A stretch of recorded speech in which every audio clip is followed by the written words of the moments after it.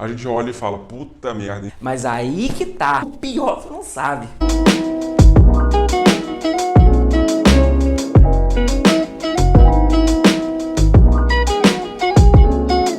Essa semana, várias reportagens ficaram muito em evidência, mostrando uma romantização da pobreza, e eu queria te mostrar um pouquinho mais do porquê isso é muito prejudicial na sociedade que a gente vive.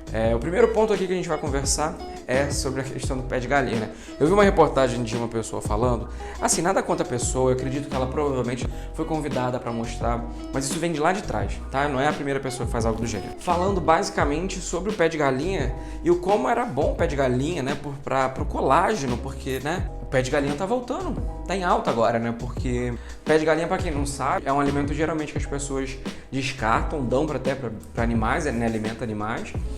E a grande maioria deles é descartado, porque não tem muito valor ali nutricional naquilo, né? Mas se você fizer um caldo, dá pra você pegar o colágeno. Daí o que o pessoal começou a falar? Ó, gente, a situação tá feia, mas o pé de galinha, ele te dá colágeno. Ele vai fazer tua pele ficar bonitinha. Eu não consigo nem terminar de falar.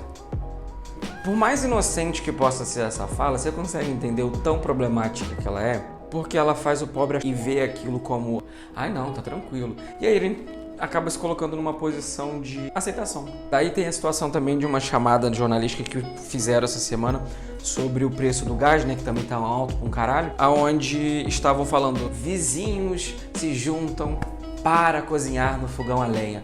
Só faltou colocar a música da Branca de Neve, porque ficou assim, um conto da Disney, aquela porra daquela matéria. Só que ninguém tá revelando e tá vendo por trás que a galera tá se juntando nas próprias casas para fazer fogão a lenha, porque o valor do botijão de gás, você tem que quase que vender 4 dedos teu para poder comprar o botijão de gás. Então assim, será que eles estão fazendo isso realmente porque eles querem confraternização?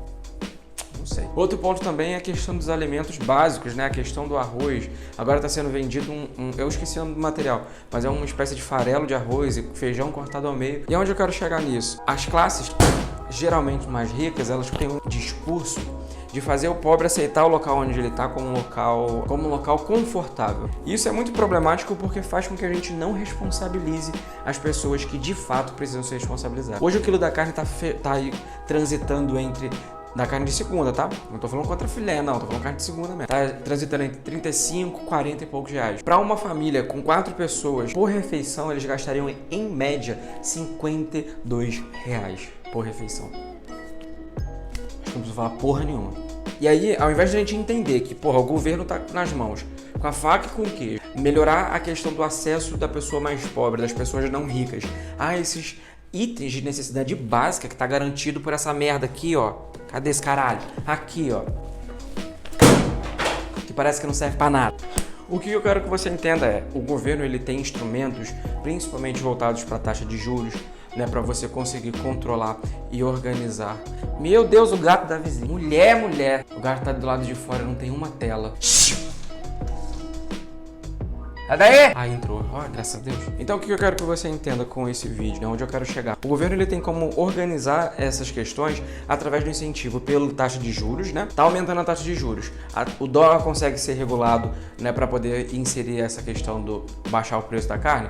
Consegue. Mas a gente consegue também diversas políticas de abastecimento interno. Porque a partir do momento que é mais interessante para o exportador vender para fora do que aqui para dentro, a gente acaba ficando desabastecido. Então toda a carne, todos os alimentos no geral que são feitos e produzidos aqui atendem ao mercado externo.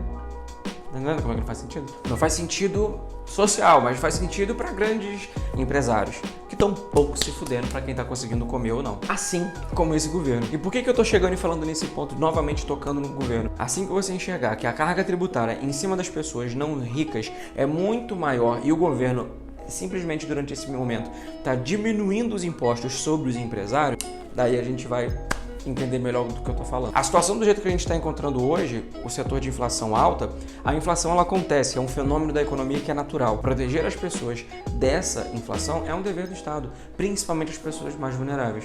Então não adianta nós romantizarmos, achar que é bonito o pé de galinha. Eu não tô falando isso pra você achar que tem um post lá no meu Instagram, inclusive eu vou deixar aqui pra você seguir. É justamente sobre o mito do pobre feliz. As pessoas romantizam uma forma tão grande isso pra fazer você achar que não, o dinheiro dinheiro não traz felicidade? Lógico que traz, caralho.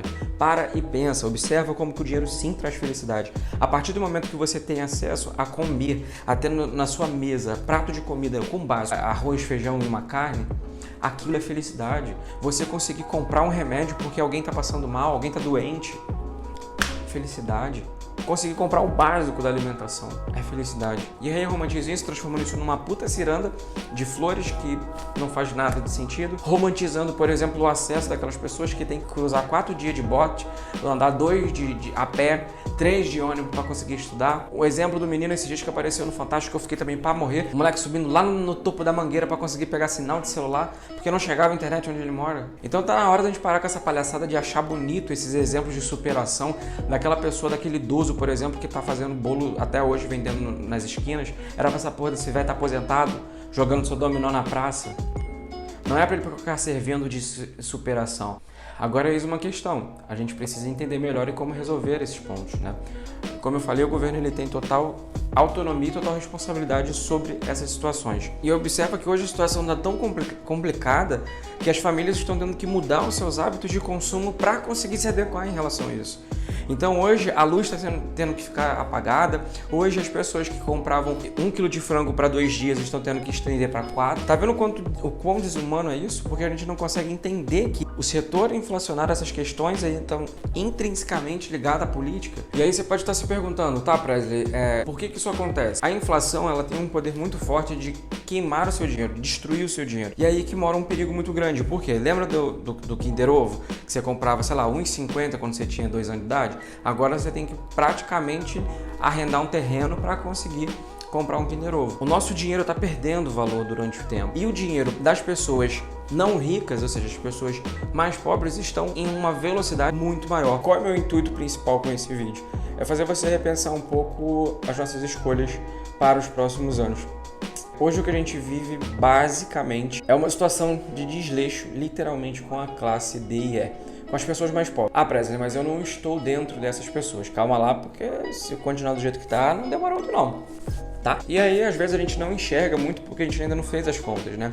Mas provavelmente você já foi ao mercado e você já viu que você compra meia dúzia de qualquer nada e deu, sei lá, R$200. A inflação nas pessoas não ricas, ela não bate, ela espanca. Então a gente precisa fazer algo a respeito. Não tem como romantizar, não tem como você achar bonito, maquiar essa situação. E a romantização da pobreza ela é muito problemática, justamente por isso. Porque ela coloca o pobre numa situação ainda de gratidão, porque pelo menos ele tem que comer. E não é assim que funciona. A gente tem que ter a garantia do básico e não viver, a gente tem que ter a garantia da cidadania.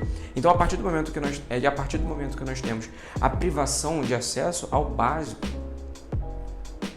daí é por isso que me gera uma revolta muito grande, porque de um lado você tem uma situação extremamente deplorável, o Brasil voltando no mapa da fome, o número de pessoas consideradas miseráveis está aumentando a cada mês, a gente só está adentrando em inflação, adentrando em preço cada vez mais alto, adentrando em cada vez mais pessoas fazendo fila para poder pegar osso de boi. E isso não é algo que aconteceu agora, isso vem acontecendo há muito tempo. Então, às vezes, do alto dos nossos privilégios de conseguir comprar e de conseguir se alimentar, a gente não consegue observar ou talvez entender a dimensão que isso vai. Hoje nós temos mais de 80% da população com insegurança alimentar. Para quem não sabe, é não saber, não ter certeza de fato se amanhã vai ter uma refeição digna ou não. Então, assim, a gente precisa começar a aprender a falar sobre política, a gente precisa começar a entender e começar a ser mais incisivo nas nossas falas em relação a isso. Eu falo brincando às vezes muita coisa, mas eu tô aqui assim, revoltadíssimo com a situação.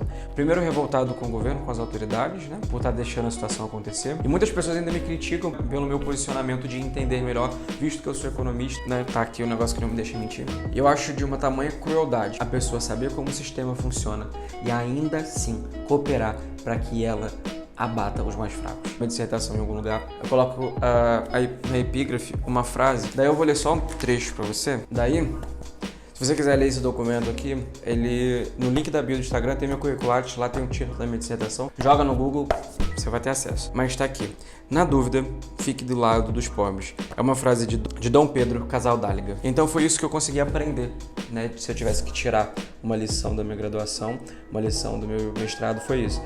Entender que, por mais que eu conheça todos os sistemas, por mais que eu poderia até me beneficiar com diversas situações, eu não consigo ser esse tipo de pessoa que farinha pouca meu pirão primeiro, sabe? E aí, É isso que eu acho que a gente poderia começar a parar aí para pensar um pouquinho mais. Hoje a gente está pagando um preço muito alto por basicamente uma questão política.